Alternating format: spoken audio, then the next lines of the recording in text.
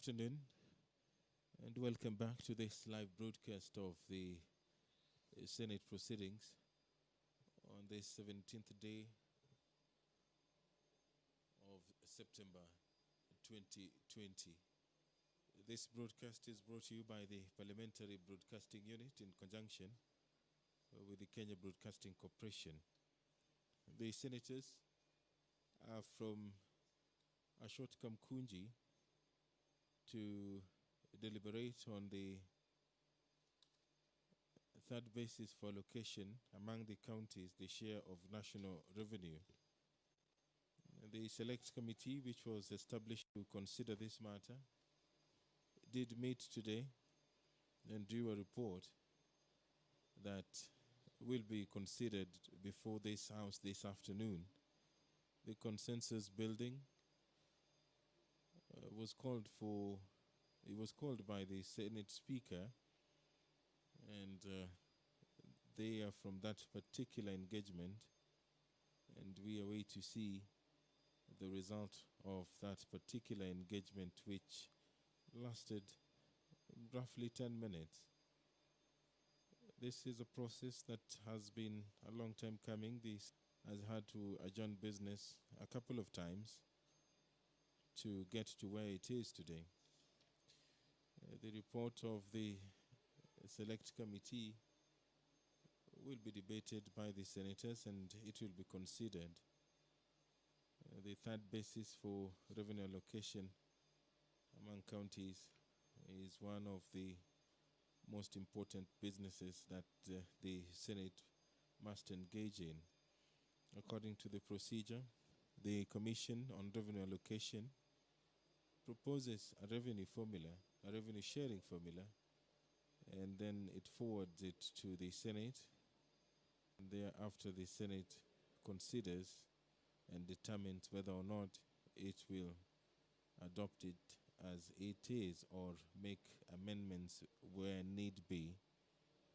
The Commission on Revenue Allocation did forward its formula to the Senate last year in 2019, and the Committee on Budget did take up the deliberations. A number of amendments were forwarded, and the report was finally tabled in the Senate. A number of amendments to the report were proposed. Some senators did argue that in the spirit of nation building and fairness, there ought to be some changes to that particular report. This report by the Select Committee, which was established to reach a consensus on the third basis for allocation among the counties, made to be an amendment to that report by the Budget Committee.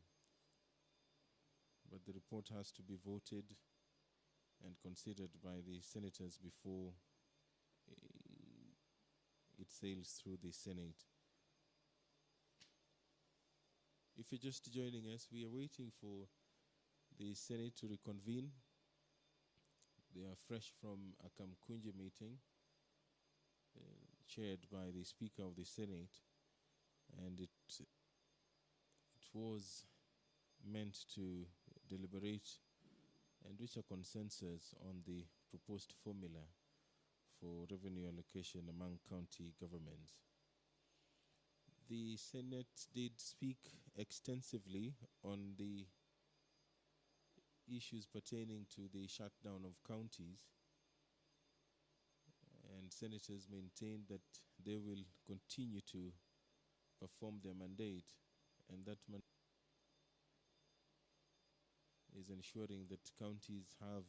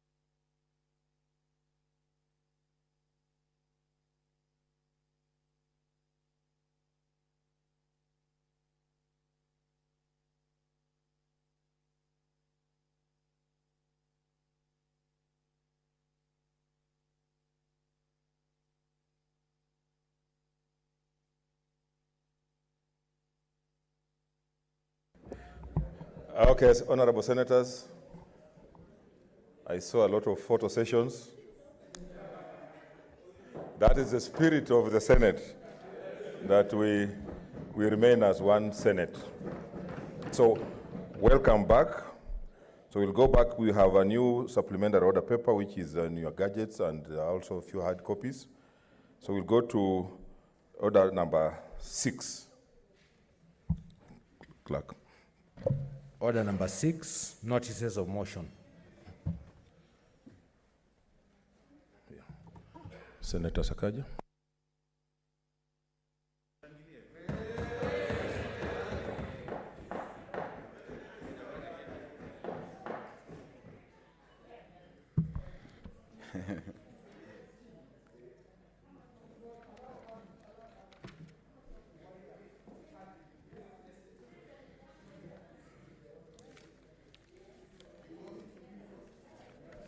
In English.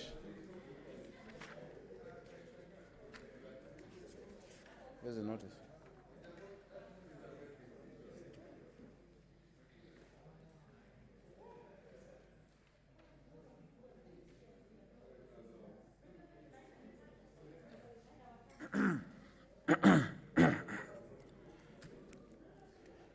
Thank you, Mr. Speaker. Mr. Speaker, I beg to give notice of the following motion. I won't read all of it. I have to read all of it. Okay, I have to read all of it. Approval of the third basis for revenue allocation among the county governments.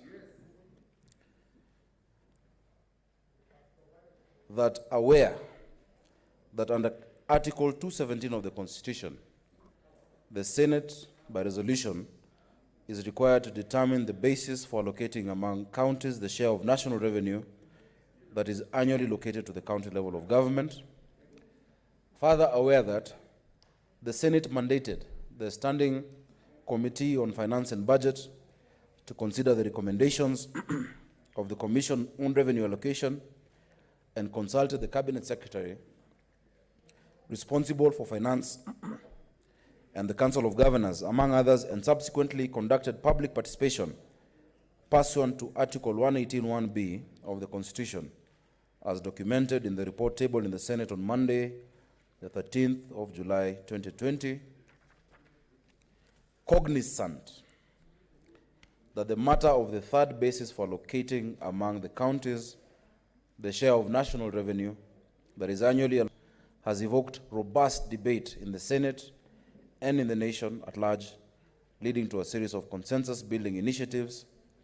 Now, therefore, the Senate resolves that pursuant to Article 217(1) of the Constitution, the third basis for allocating among the counties the share of national revenue that is annually allocated to the county level of government for the financial years 2020-2021 to 2024-2025 shall consist of the allocation ratio and the formula where 1, the allocation ratio shall be equals to the shareable revenue allocated to the counties in the financial year 2019-2020, and 2, the formula of 18% population index, 17% health index, 10% agriculture index, 5% urban index, 14% poverty index, 8% land allocation, land area index,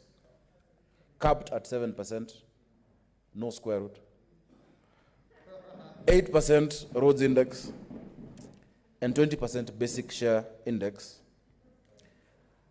where health services is a health index, health facility gaps are 20%, 3 years average number of primary health care visits to level 2 and 3 health facilities, 60% and 3 years average inpatient days in level 4 and 5 hospitals, 20%. And the facility gap factor is the ratio of the facility gap in each county divided by the total facility gap in the country. Primary health care factor is the number of primary health care visits in your county over the total in the country. Inpatient days factor as well is number of inpatient days in your county over the total. Agriculture services where the agricultural index is 0.005 by the minimum share index plus 0.095 of the ratio of rural households in your county over the total number of rural households in the country. Other county services, where the population index is simply your county's population over the population of the country, 47 million. Minimum share, which is the basic share index, meaning that 19% of the equal share index plus 0.01%, the inverse population of a county over the total inverse population of the 47 counties in summation, meaning the country of Kenya. Land, where the land area index is the land area in your county, county I, over the summation of the land area in 47 counties, which is 583,000 square kilometers of Kenya. The roads index, which is the rural access index in county I, over the summation of rural access index in all counties of Kenya. The poverty index, which is the number of poor people in your county, county I, over the total summation of the number of poor people in the country as indicated. An urban index, urban service, urban index is the urban households in your county over the total summation of urban households in the Republic of Kenya. Further, the Senate resolves that the third basis for allocating among the counties the share of national revenue that is annually allocated to the county level of government for the financial years 2020-2021 to 2024-2025 shall be applied as follows. A, equitable share for 2020-2021. The county allocation will be equal to the allocation ratio, which is 2019-2020, plus 0 by the formula, meaning each county shall get exactly what they got. B, equitable share for 2021-2022 to 2024-2025 of 370 billion. Mr. Speaker, I'm not sure if senators have heard. Of 370 billion and above, county allocation will be 0.5, which is 50% of the 1920 allocation ratio, plus the difference of whatever remains above, equitable share, minus 0.5 allocation ratio by the formula as stipulated above, provided that for the duration of the operation of the third basis for allocating revenue among the counties, no county shall receive in any financial year an amount of shareable revenue that is less than the amount of shareable revenue received by the county in the financial year 2019-2020.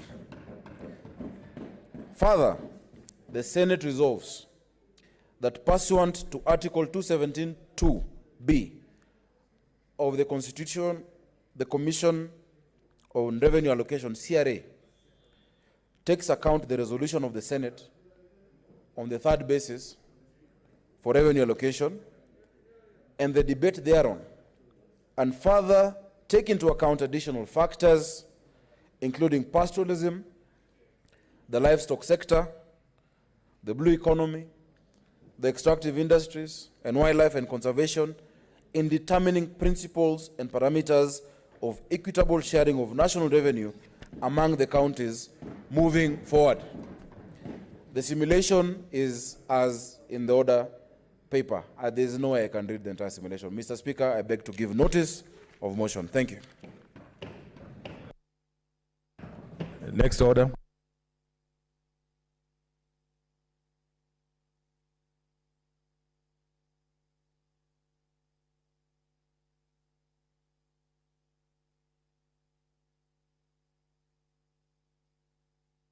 Okay, honorable members, so I'm just allowing the reading of this order number 8, 9, 10, 11, and 12, which will take about 2 minutes.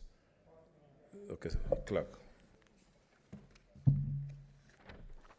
Order number 8, the Basic Education Amendment Bill, Senate Bills number 10 of 2020, first reading.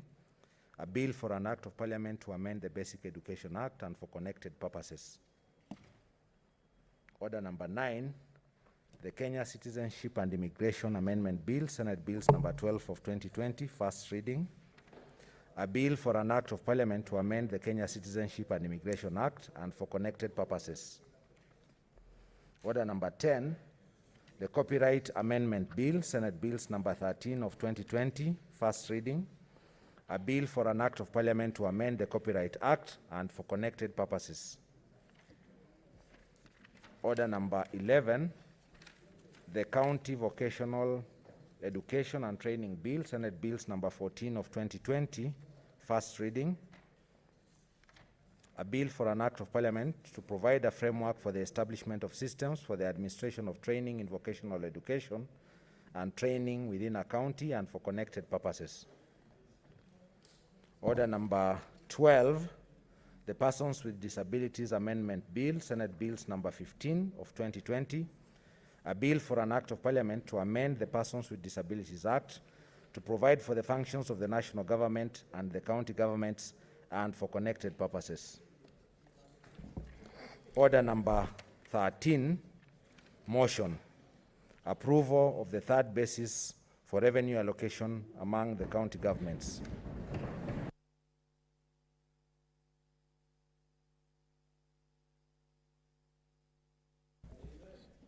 Senator Wetangula.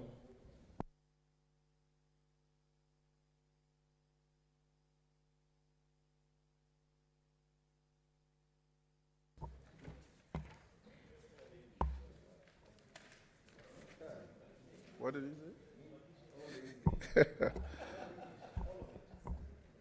Mr. Speaker, sir, I beg to move the following motion. Motion on approval of the third basis for revenue allocation among the county governments. That aware that under Article 217 of the Constitution, the Senate by resolution is required to determine the basis for allocation among the counties, the share of national revenue that is annually allocated to the county level of government. Further aware that the Senate mandated the Standing Committee on Finance and Budget to consider the recommendations of the Commission on Revenue Allocation and consulted the Cabinet Secretary responsible for finance and the Council of Governors, among others, and subsequently conducted public participation pursuant to Article 118(1)(b) of the Constitution, as documented in the report tabled in the Senate on Monday, 13th July 2020, cognizant that the matter of the third basis for allocating among the counties the share of national revenue that is annually allocated to the county level of government has evoked robust debate in the Senate and in the nation at large, leading to a series of consensus-building initiatives.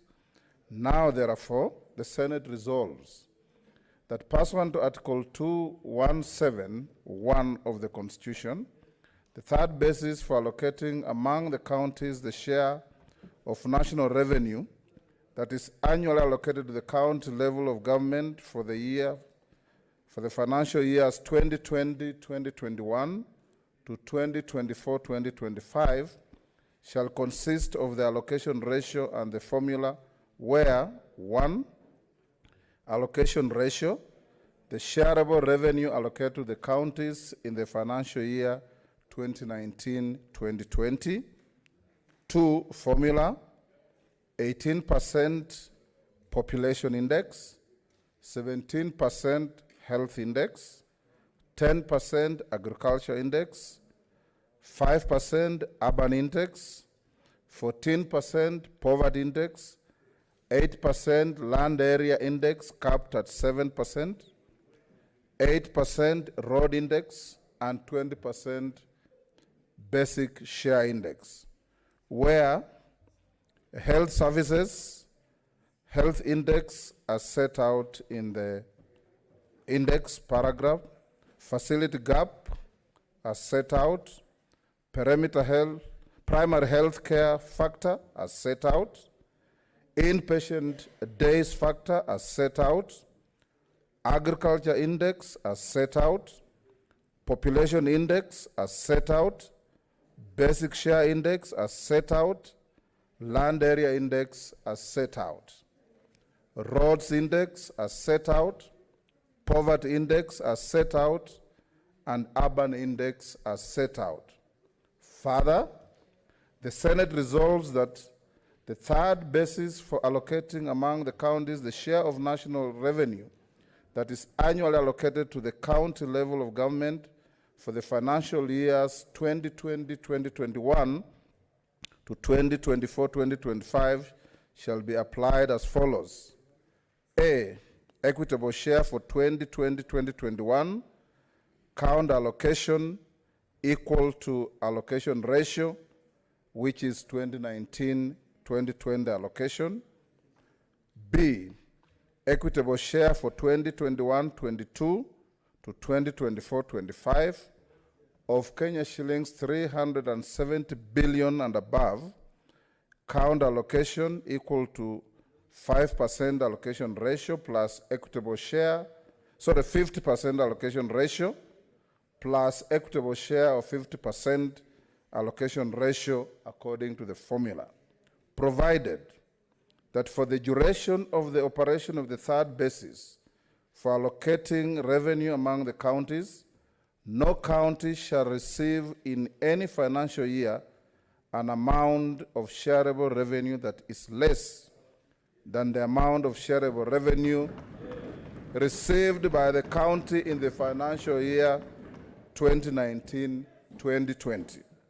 Further, the Senate resolves that pursuant to Article 217(2)(b) of the Constitution, the Commission on Revenue Allocation takes to account the resolution of the Senate on the third basis for the revenue allocation and the debate thereon, and further take into account additional factors including pastoralism, the livestock sector, the blue economy, the extractive industries, wildlife and conservation, in determining principles and parameters of equitable sharing of national revenue among the counties.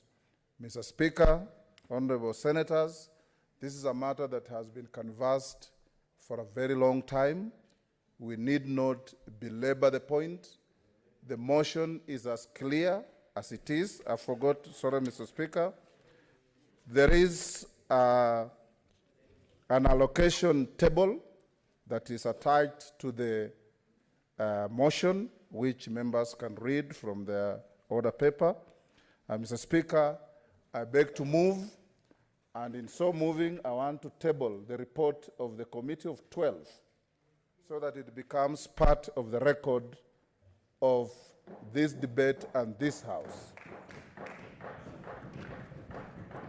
And for the record, Mr. Speaker, allow me to acknowledge the members of the Committee of 12, Senator Moses Wetangula, EGH MP, Senator Johnson Sakaja, CBS MP, as co-conveners, Senator Engineer Mohamud Mohammed, CBS MP, Senator Stewart Matsayo, CBS MP, Senator Kipchumba Murkomen, EGH MP, Senator Mutula Kilonzo Jr. MP, Senator Samson Cherargei MP, Senator Moses Kajwang MP, Senator Susan Kehika MP, Senator Anwar Loitiptip MP, Senator John Kinyuanderitu MP, and lastly, Senator Ledama Olekina MP.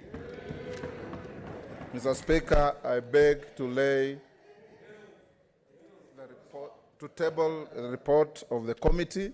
Mr. Speaker, without much ado, I just want to thank the House for giving the Committee of 12 an opportunity and the confidence and the trust for the committee to labor for the last 17 sittings of the committee to come up with this formula. This formula, Mr. Speaker, brings to rest a long, protracted, winding, noisy debate in the House. noisy and messy debate in the country, Mr. Speaker, that has now come to an abrupt end. This House has risen to the billing as the defender of counties. And in so doing, Mr. Speaker, we are giving the country a formula that will work. Last but not least, Mr. Speaker, I want to salute the head of state and the leadership of the House and the House as a whole, that the protracted process that we took has been able to bring on the table of our counties an additional 53.5 billion.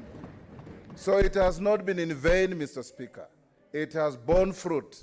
And I want to encourage this House to remain steady, to remain steadfast, and to be the last line of defense of the doctrine and tenets of devolution in this country. I wish now, Mr. Speaker, to invite I beg to move and invite my distinguished nephew, the Senator for Nairobi and co-convener, to second.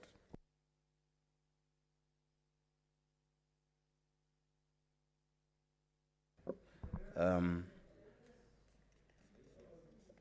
I heard someone saying, rebel in chief? No, I am not a rebel. Not at all. Mr. Speaker,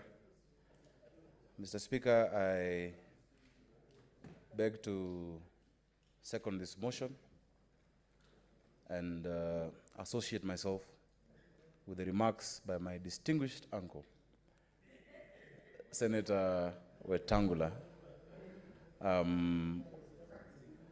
Masika Moses, on this formula. Mr. Speaker, we agreed earlier that members want to vote, and thereafter we shall make remarks.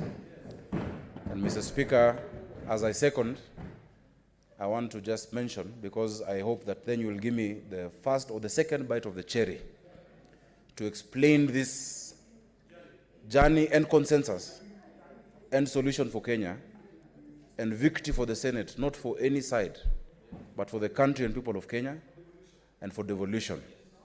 As I second, Mr. Speaker, I beg to second and I beg to ask, as earlier directed, that you propose the question and immediately put the question so that we vote and then we can discuss this, Mr. Speaker, and explain to Kenyans what we've been able to do. With that, Mr. Speaker, I beg to second. Thank you. Okay, honorable senators, I propose the question, which is that aware that under Article 217 of the Constitution, the Senate by resolution is required to determine the basis for allocating among counties the share of national revenue that is annually allocated to the county level of government. Further aware that the Senate mandated the Standing Committee on Finance and Budget to consider the recommendations of the Commission on Revenue Allocation and consulted the Cabinet Secretary responsible for finance and the Council of Governors, among others, and subsequently conducted public participation pursuant to Article 118(1)(b) of the Constitution as documented in the report tabled in the Senate on Monday, 13th July 2020. Cognizant that the matter of the third basis for allocating among counties their share of national revenue that is annually allocated to the county level of government has evoked robust debate in the Senate and in the nation at large, leading to the series of consensus-building initiatives. Now, therefore, the Senate resolves that pursuant to Article 217(1) of the Constitution, the third basis for allocating among the counties the share of national revenue that is annually allocated to the county level of government for the financial year 2020-2021 to 2024-2025 shall consist of the allocation ratio and the formula where allocation ratio, the shareable revenue allocated to the counties in the financial year 2019-2020, formula 018 population index, 017 health, 10 agriculture, urban index 005, poverty 008, land area index 008, roads 020, bear share index.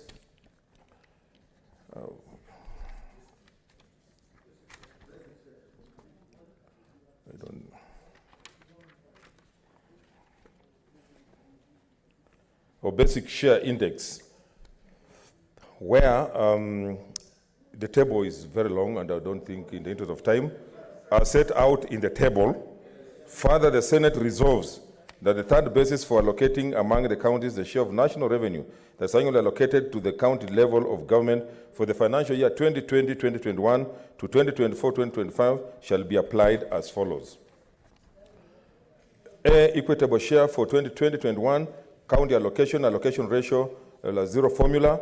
B, equitable share for 2021-2022 to 2024-25 of Kenya shillings 370 billion and above, county allocation 0.5 allocation ratio, plus equitable share 0.5 allocation ratio formula, provided that the duration of the operation of the third basis for allocating revenue among the counties, no county shall receive in any financial year an amount of shareable revenue that is less than the amount of shareable revenue received by the county in the financial year 2019-2020. Further, the Senate resolves, they're saying tell them. Further, the Senate resolves that pursuant to Article 2017(2)(b) of the Constitution, the Commission on Revenue Allocation takes to account the resolution of the Senate on the third basis for revenue allocation and the debate thereon, and further take into account additional factors including pastoralism, the livestock sector, the blue economy, the extractive industries, and wildlife and conservation in determining principles and parameters of equitable sharing of national revenue among the counties.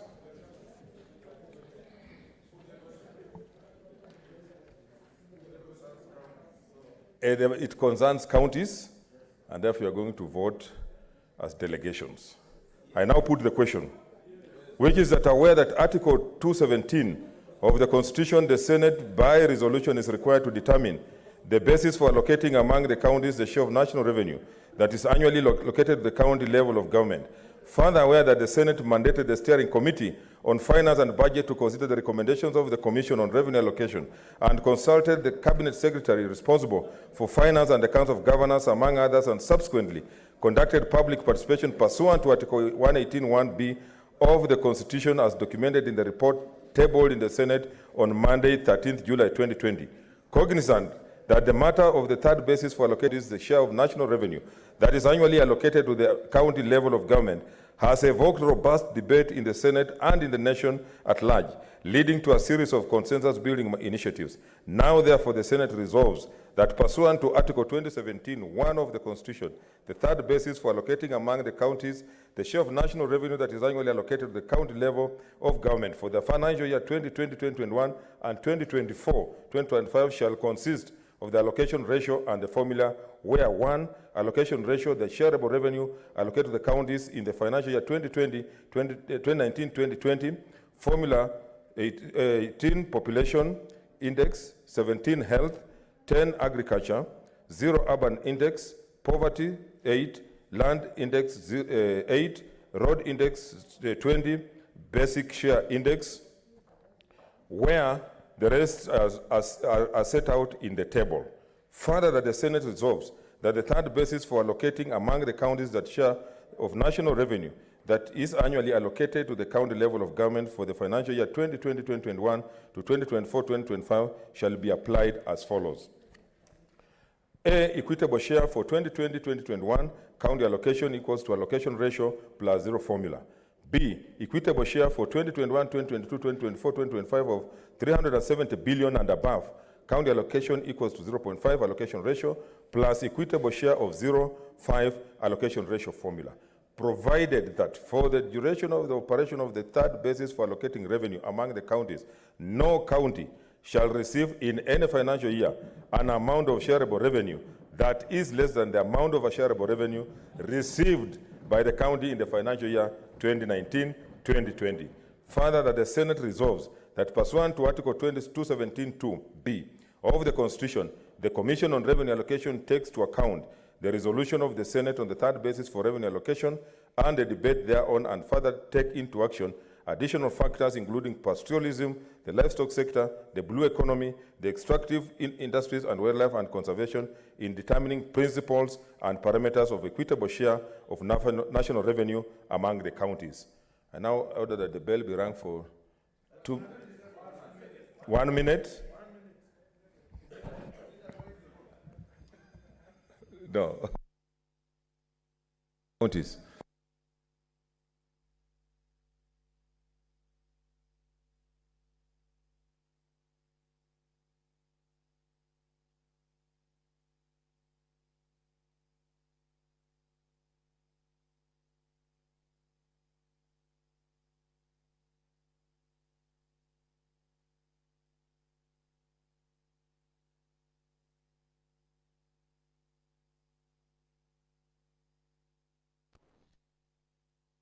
watching the live proceedings of the Senate, where the senators will be voting on a report by the committee established to consider the matter of the third basis for allocation among the counties, the share of the national revenue. The committee, convened by the Senator for Bungoma County and co-convened by Senator Johnson Sakaja of Nairobi County, did draft a report, and that particular report is providing a way forward on this impasse that has been blamed on cash crunch in the counties. The Article 217. I now direct that the bus be drawn. Article 217, subsection 1 of the Constitution of Kenya provides that once every 5 years, the Senate shall by resolution determine the basis for allocation among the counties, the share of national revenue that is annually allocated to the county level of government. In order to facilitate the workings of the Senate. Okay, because of logistics, I think you will have to draw the bar so that those outside can also be able to vote. Yeah. Open. In order to facilitate the workings of the Senate, Article 216. You can draw the yeah.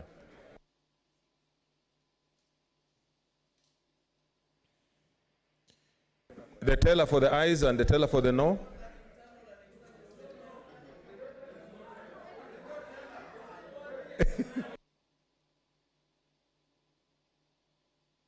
Just for purposes for the avoidance of doubt, it's good to have, there could be a no. So let's have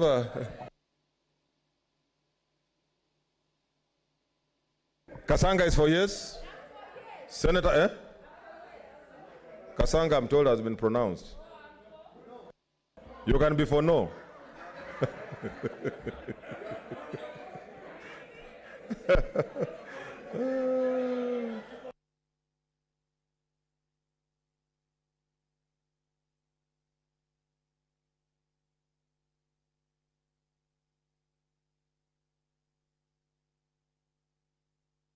Okay.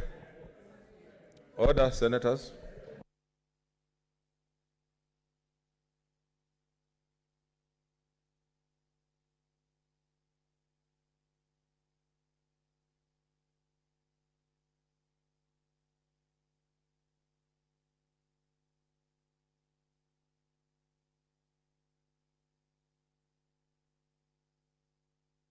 Okay, we can begin.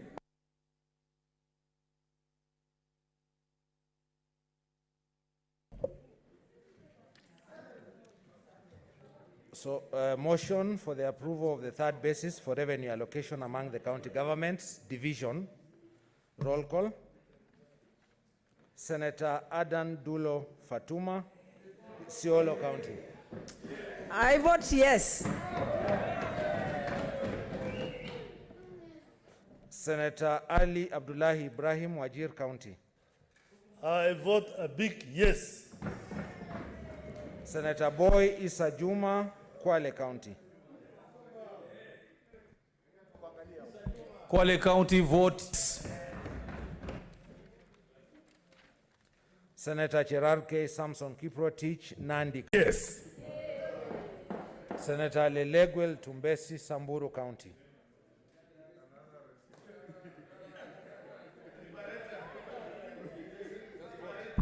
I, Dr. Lelegwel Tumbesi, Senator for the great people of Samburu County, now gaining 750 million votes yes.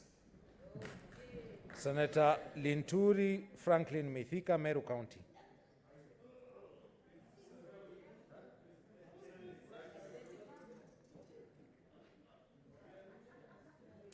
Senator Loitiptip Anwar, Lamu County. The son of a DJ, the DJ is son.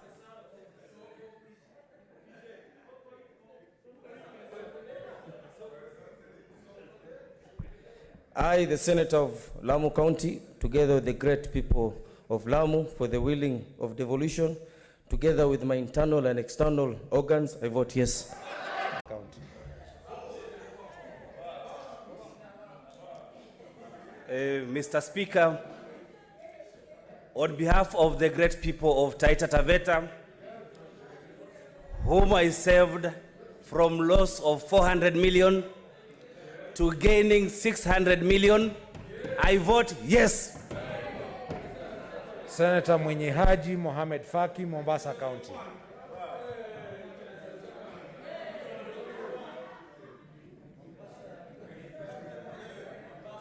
Mheshimiwa Spika, kwa niaba ya watu wa Mombasa na kwa niaba ya Kenya nzima, ninapiga yes. Senator Nderito John Kinyua, Laikipia County.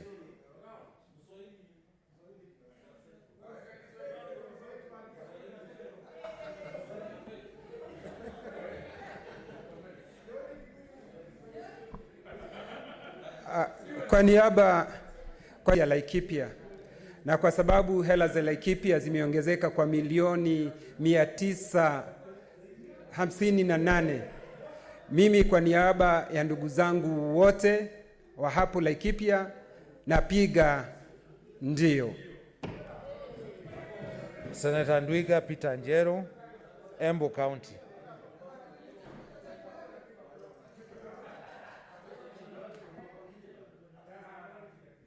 Senator Olekina Ledama, Narok County.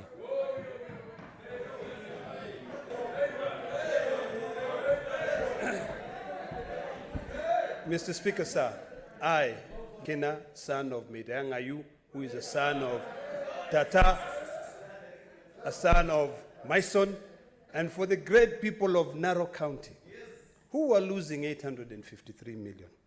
And now we have converted it to a gain of 805 million.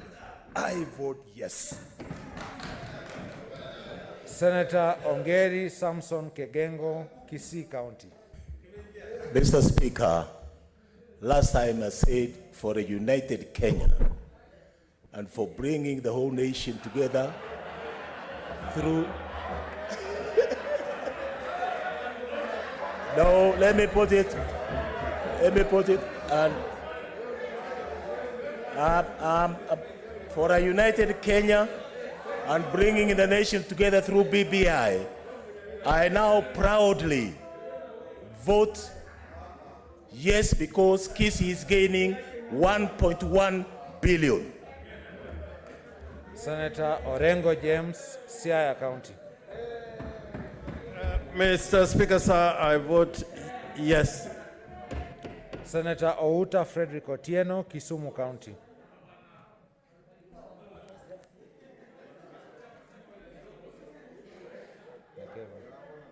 Mr. Speaker, with Kisumu County joining the League of Billionaires at 1.189 billion on behalf of the Kisumu County and the Kisumu City, I, Frederick Otieno Outa, aka Nyarwath, I vote yes.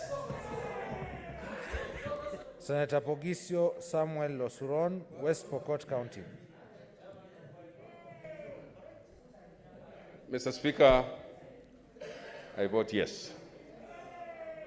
Senator Sakaja Johnson Arthur, Nairobi County.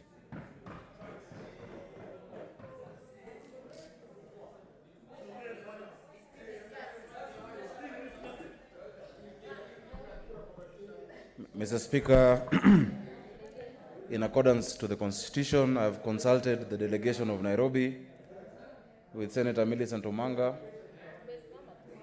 Senator Faria. Others were not available for comment. Senator Kasanga, because Nairobi believes there is no Kenya A and Kenya B, we vote yes. Senator Wako Situila Amos, Busia County.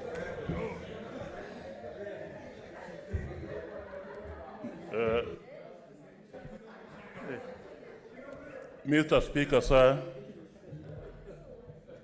I, Sitwila Amos Wako, son of Daniel, and grandson of Wasihongo, on behalf of the people and the county of Busia, which has now left the club of millionaires and joined the club of billionaires, I vote yes and ask the county government to use what we have struggled to get for them in a very transparent and accountable manner. Yes. Senator Wambua Enoch Kio, Kitui County.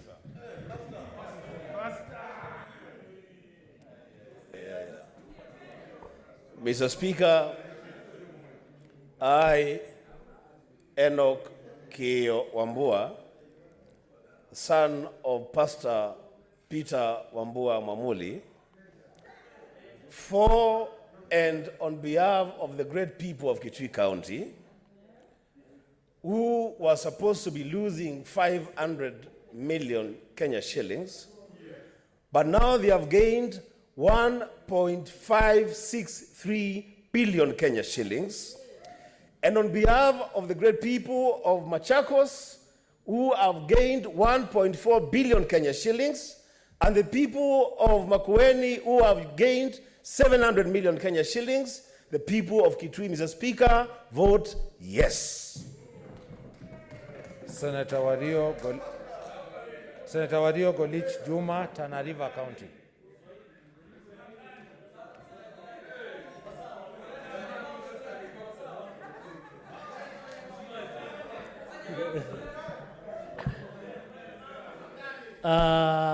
Mr. Speaker, mimi Senator Juma Wario lalafa uta disajejitia jelata gumitutwa. On behalf of the great people of Tana River County, I was to lose 600 million and now recovered the 600 million and gained another 600 million. Therefore, on behalf of Tana River County, I vote yes.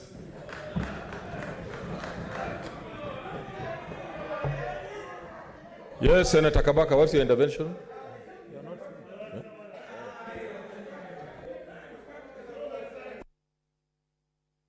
Okay. Okay. Okay. Senator Mr. Speaker. Order. Order. Order. You can read the mood of the House. Senator Wetangula Moses Masika, Bungoma County.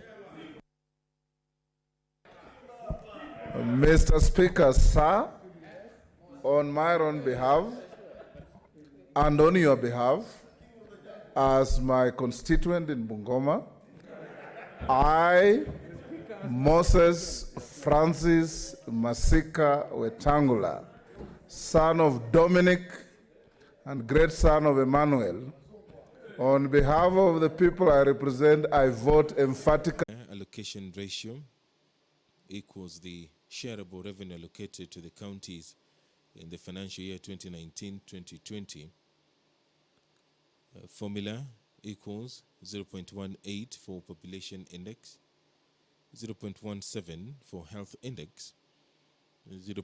Basis of revenue allocation. So you move. Yes, Senator Murkomen.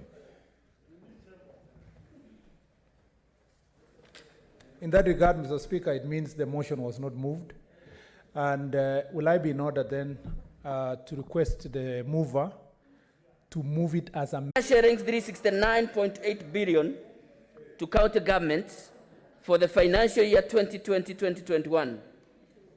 The allocation of Kenya shillings 369.8 billion is aggregate of the following: equitable share of Kenya shillings 316.5 billion, are set out in the first schedule of the bill. Conditional allocation from national government share of revenue of Kenya shillings 23.16 billion as indicated in the second schedule. And third, conditional allocation to loans and grants from development partners of Kenya shillings 30.2 billion as indicated in the third schedule. Mr. Speaker, the first schedule of the bill sets the allocation of each county government's equitable share of revenue raised nationally in the financial year 2020-2021. The second schedule of the bill, Mr. Speaker, sets out the 6 conditions allocation for the counties from the share of national government revenue for year 2020-2021. This constitutes total of 23.1 billion, including 9 billion from the Roads Maintenance Levy Board fund. The 6 conditions, the 6 conditional allocations to the county government are leasing of medical equipment of Kenya shillings 6.205 billion, which has increased to Kenya shillings 6.2 billion allocated in 2019-2020. Level 5 hospitals of Kenya shillings 4.33 billion. Compensation for user fee forgone of Kenya shillings 900 million. Rehabilitation of youth polytechnics of Kenya shillings 2 billion. Supplementary for construction of county headquarters, 5 counties, Kenya shillings 300 million, which has decreased from Kenya shillings 485 million allocated in the financial year 2019-2020. Road maintenance fuel levy funds, Kenya shillings 9.43, which has increased from the allocation of Kenya shillings 8.98 billion in the financial year 2019-2020. The increase is attributable to higher projected revenues from the fuel levy in the financial year 2020-2021. Mr. Speaker, the second schedule with respect to conditional grants, to conditional allocations to county governments from loans and grants from development partners during the financial year 2020-21. The National Treasury is a signatory to the financing agreement with development partners. During the year 2020-21, the total additional conditional allocations from the development partners amounts to Kenya shillings 30.2 billion, which is a decrease from the allocation of 39.09 billion allocated in the year 2019-2020. Mr. Speaker, the conditional allocations from the development partners are as follows. IDA, Kenya Devolution Support Program, KDSP, Level 1, Kenya shillings 2.115 billion. Transfer of health services for universal health care, Universal Care Project, 4.345 billion. Danida, Universal Health for Devolved System Program, 900 million. National Agriculture and Rural Inclusive Growth Project, NAGLIP, 4.261 billion. AU Instruments for Devolution Advice and Support, Ideas, Kenya shillings 216. ID World Bank, Kenya Climate Smart Agriculture Project, Kenya shillings 7.119 billion. World Bank Kenya Urban Support Program, UDG, Kenya shillings 6.366 billion. Water and Sanitation Development Projects, 3.4 billion Kenya shillings. Sweden Agriculture Sector Program, Program 2, Kenya shillings 652.584 million million. AU Water Tower Protection and Climate Change Mitigation Adaptation Program, Kenya shillings 528 million. Drought Resilience Program in Northern Kenya, Kenya shillings 300 million. Mr. Speaker, the fourth schedule is on the budget settings on recurrent expenditure of county executives and county assemblies for the financial year 2021. Aware that the county equitable share for the financial year 2020-21 remained the same as equitable share allocation for the year financial year 2019-2020, it is proposed that recurrent expenditure ceilings remain the same. Mr. Speaker, it is important for the House to note that the equitable share allocation provided in the bill are based on second basis for sharing national revenue among counties. Having approved that basis, it is proposed that the first schedule of the bill be amended to reflect county allocation based on that basis. Mr. Speaker, pursuant to Article 187(2) of the Constitution and Gazette Notice number 1609 of 25th February 2020, some functions of the Nairobi City County, as set out in Part 2 of the 4th schedule of the Constitution, were transferred to national government. Article 187(2)(a) of the Constitution requires that arrangement be put in place to ensure resources necessary to undertake or perform the functions transferred are provided. Article 219 of the Constitution provides that county's share of revenue raised by the national government shall be transferred to the county without undue delay and without deduction except when the transfer has been stopped under Article 225. It is therefore important for the bill to clarify on how matters concerning transfer of functions from the county government to national government would be dealt with. In line with the provisions, with the above provisions, the committee proposed amendment to Clause 7 of the bill, which currently provides that where a county government has transferred function to national government pursuant to Article 187 of the Constitution, what do I do? How?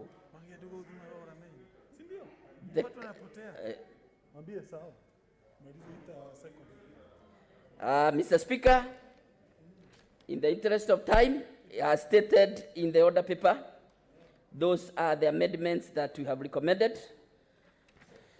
And Mr. Speaker, these provisions are intended to ensure the transferred functions are appropriately funded from the respective county government budgets through the implementation of programs under such functions is under national government. Mr. Speaker, I beg to move and request Chilo, my distinguished brother from Migori, to second the motion.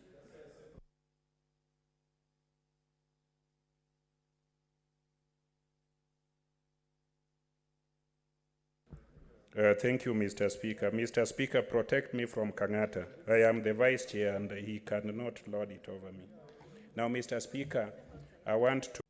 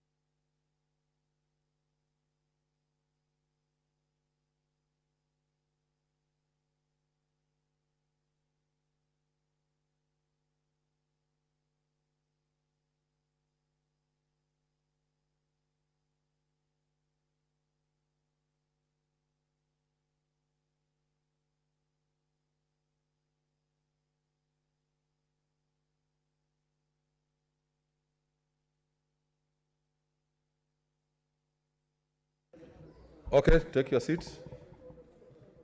Take your seats, senators.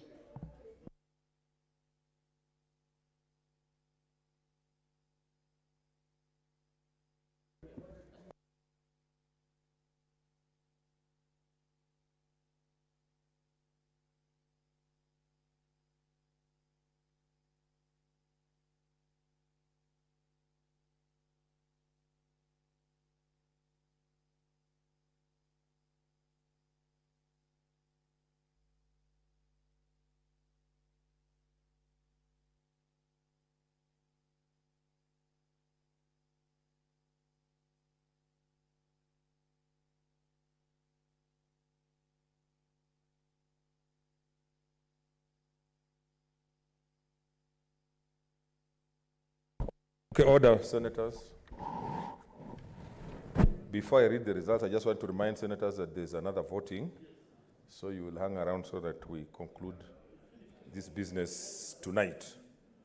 So results of the division are as follows. The nays have 0, abstention 0, ayes 37. The ayes have it. The County Allocation of Revenue Bill 2020, a bill for an act of parliament to provide for the equitable allocation of revenue raised nationally among the county governments for the 2020-2021 financial year, the responsibilities of national and county governments pursuant to such allocation, and for connected purposes.